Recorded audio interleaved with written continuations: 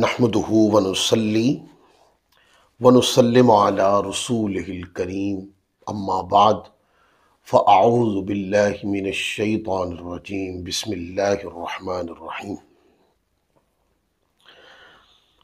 درس الادب المفرد کے نئے سلسلے کے ساتھ حاضر ہیں، اور آج کا جو ہمارا سلسلہ ہے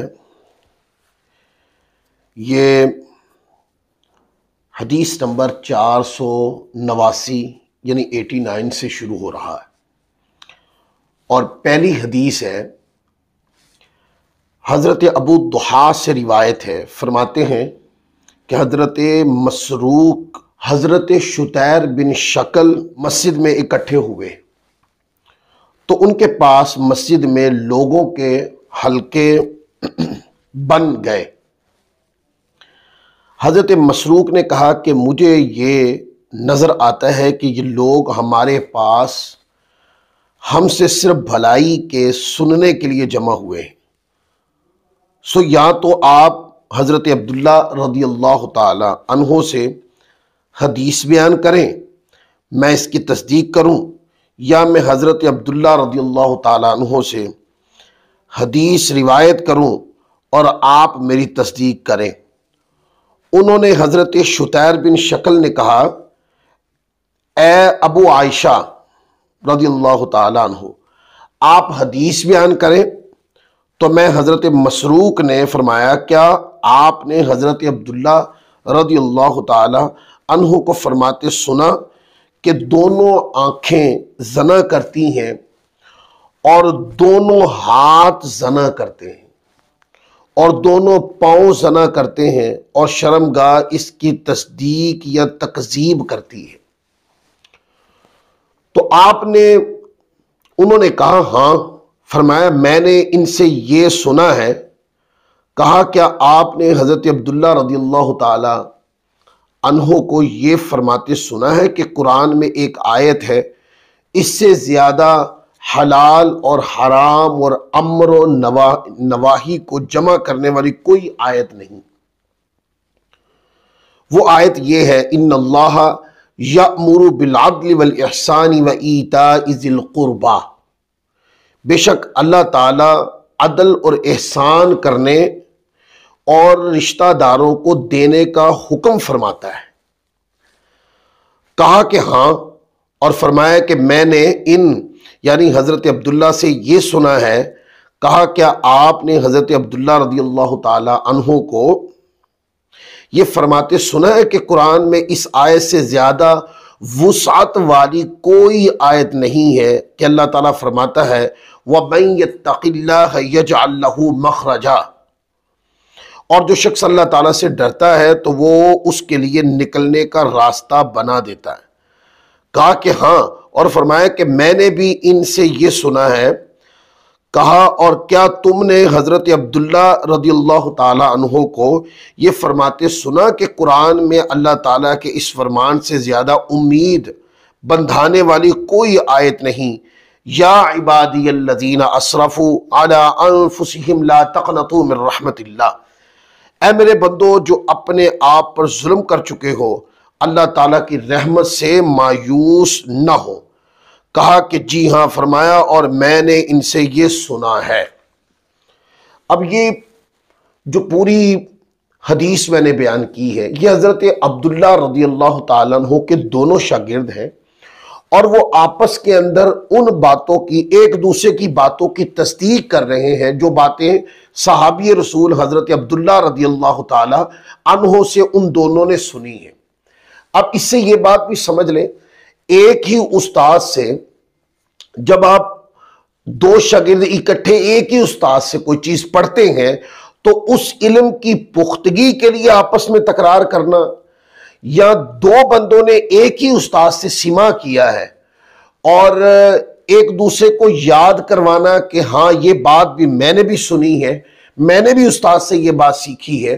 تو یہ عمل تکرار کا، یاد کرنے کا اور ایک دوسرے کی باتوں کی تصحیح اور تصدیق کرنے کا عمل جو ہے، یہ سنت ہے علماء کی اور بزرگوں کی۔ اور پھر اس کے اندر مختلف قرآن پاک کی آیات کے بارے میں انہوں نے بتایا تو قرآن مجید کی ان آیات کے اوپر ائمہ محدثین نے اسی طرح کے اقوال اپنی تفاسیر کے اندر نقل کیے ہیں۔ پھر آگے حدیث نمبر 490 ہے، اور یہ حضرت ابو ذر غفاری رضی اللہ تعالیٰ عنہ سے روایت ہے کہ نبی کریم صلی اللہ علیہ وآلہ وسلم نے فرمایا، اللہ تبارک و تعالیٰ نے ارشاد فرمایا، اے میرے بندو، بے شک میں نے اپنے اوپر ظلم کو حرام کر دیا ہے اور اس کو تمہارے درمیان بھی حرام کر دیا ہے، پس تم آپس میں ایک دوسرے پہ ظلم نہ کرو۔ اے میرے بندو، بے شک تم وہ لوگ ہو جو دن اور رات خطائیں کرتے ہو، اور میں تمہارے گناہ معاف کر دیتا ہوں، اور میں بے پرواہ ہوں، پس تم مجھ سے مغفرت مانگو، میں تمہیں بخش دوں گا۔ اے میرے بندو، تم سب بھوکے ہو مگر میں جس کو کھانا کھلاؤں، پس تم مجھ سے کھانا مانگو، میں تمہیں کھانا کھلاؤں گا۔ اے میرے بندو، تم سب ننگے ہو مگر جسے میں پہناؤں، پس تم مجھ سے لباس مانگو، میں تمہیں لباس عطا کروں گا۔ اے میرے بندو، اگر تمہارے اگلے اور پچھلے اور تمہارے انسان اور تمہارے جن تم میں سے کسی ایک متقی بندے کے دل پر جمع ہو جائیں تو میرے ملک میں کچھ بھی زیادتی نہیں کر سکیں گے، اور اگر وہ سب سے زیادہ گناہگار کے دل کی طرف ہو جائیں تو یہ چیز میرے ملک میں ذرا بھی کمی نہیں کر سکے گی، اور اگر وہ ایک میدان میں جمع ہو جائے اور مجھ سے سوال کریں تو میں ان میں سے ہر انسان کو عطا کروں جو اس نے سوال کیا، تو میرے ملک میں کچھ کمی نہیں ہوگی مگر اتنی ہی جتنی سمندر میں ایک مرتبہ سوئی ڈبونے پر ہوتی ہے۔ اے میرے بندو، یہ تمہارے اعمال ہیں، میں انہیں تمہارے لیے ذخیرہ کر کے رکھتا ہوں، پس جو بہتری پائے وہ اللہ تعالیٰ کی حمد کرے، اور جو شخص اس کے علاوہ کچھ عمل پائے تو وہ اپنے آپ کو ملامت کرے۔ حضرت ابو ادریس جب یہ حدیث بیان کرتے تو دونوں زانوں ہو کر بیٹھتے تھے۔ اب یہ پوری روایت ہے، اس کے اندر جو تربیت کی گئی ہے، تربیت یہ کی گئی ہے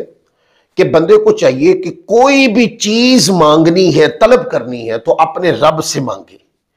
کیونکہ حقیقی کارساز، حقیقی نوازنے والا، حقیقی دینے والا، رزق دینے والا، لباس دینے والا، مال دینے والا، کھانا دینے والا، پانی دینے والا، اور اس کے علاوہ جتنی بھی نعمتیں ہیں، اس کا حقیقی خالق اور مالک اللہ تعالیٰ ہے۔ اللہ تبارک و تعالیٰ عز و جل سے یہ چیزیں طلب کرنی چاہیے، لہذا اس سے اللہ تعالیٰ کی ذات پر توکل کتنا مضبوط ہونا چاہیے، یہ اس حدیث پاک سے یہ سبق ملتا ہے۔ لہذا بندے کو چاہیے کہ جب رب سے مانگے تو ٹوٹ کے مانگے، اور یہ سمجھے، یہ عقیدہ فرض ہے کہ بندہ سمجھے کہ حقیقی کارساز اللہ ہے، اور جو عقیدہ یہ نہ رکھے وہ بندہ دائرہ اسلام سے خارج ہے۔ اچھا، اس کے علاوہ اگر کوئی بندہ اس روایت کو وسیلے کے عدم جواز پر لاگے تو یہ حدیث وسیلے کے عدم جواز پر دلیل نہیں ہے، کیونکہ آپ دیکھیں نا، اس میں اللہ تعالیٰ عز و جل سے مانگنے کی ترغیب دلائی گئی ہے، جبکہ جو بندہ وسیلہ دے رہا ہوتا ہے وہ بھی اللہ تبارک و تعالیٰ عز و جل سے ہی مانگ رہا ہوتا ہے، اس کے اندر کسی بزرگ ہستی یا کسی بزرگ چیز کا وسیلہ ہوتا ہے جو اللہ تعالیٰ کو پیاری ہوتی ہے۔ لہذا وسیلہ جو ہے وہ اللہ سے مانگنے میں، یعنی ایسا نہیں کہ وسیلہ دے کے مانگنے والا کسی غیر خدا سے مانگ رہا ہوتا ہے، نہیں، وہ بھی اللہ تعالیٰ سے مانگ رہا ہوتا ہے، پر کسی بزرگ ہستی کے وسیلے سے، وہ بزرگ ہستی یا وہ چیز جس کو پیار کرتا ہے، تاکہ اللہ تبارک و تعالیٰ عز و جل اس کے صدقے سے اس پہ کرم فرما دے۔ لہذا حقیقی کارساز اللہ تعالیٰ ہے۔ اللہ تعالیٰ اگر کسی کو طاقت نہ دے تو کوئی کسی کی مدد نہیں کر سکتا، اور اگر کوئی کسی کی مدد کرتا ہے تو وہ اللہ تعالیٰ کی طاقت سے ہے۔ لہذا اگر کوئی بندہ آپ کی مدد کرتا ہے تو وہ بندہ جو مدد کر رہا ہے وہ بھی اصل میں اللہ تبارک و تعالیٰ عز و جل کی مدد ہے۔ مطلب ایک مثال ہے، کوئی بندہ کسی ڈاکٹر کے پاس چلا جاتا ہے اور ڈاکٹر سے کہتا ہے کہ میرے مرض کی شفا دے دے، اب ڈاکٹر نے کوئی دوائی دی تو کوئی بندہ مریض درست ہو گیا، تو یہ اصل میں مدد کس کی ہے؟ اللہ تعالیٰ کی۔ ڈاکٹر وسیلہ بن گیا بیچ میں۔ لہذا کوئی کائنات میں عمل ایسا نہیں ہے، کوئی چیز ایسی نہیں ہے کہ جو کسی کو عطا ہو پر وہ رب کی دی ہوئی نہ ہو، لہذا جب رب سے مانگا جائے تو ٹوٹ کر اللہ تعالیٰ سے طلب کی جائے، اپنے رب سے مانگا جائے، اور جو بندہ نعمتوں کو اللہ کی بارگاہ میں ٹوٹ کے طلب کرتا ہے تو اللہ تبارک و تعالیٰ کی بارگاہ سے اس کو نعمتیں ملتی بھی ہیں۔ پھر آگے حدیث نمبر 491 ہے اور یہ باب نمبر 227، بیمار کے گناہوں کے کفارے کا بیان۔ حضرت محمد الزبیدی سے روایت ہے، کہتے ہیں کہ ہم سے حضرت سلیمان بن عامر نے حدیث بیان کی کہ حضرت غطیف بن حارث نے ان کو بتایا کہ ایک آدمی حضرت عبیدہ بن جراح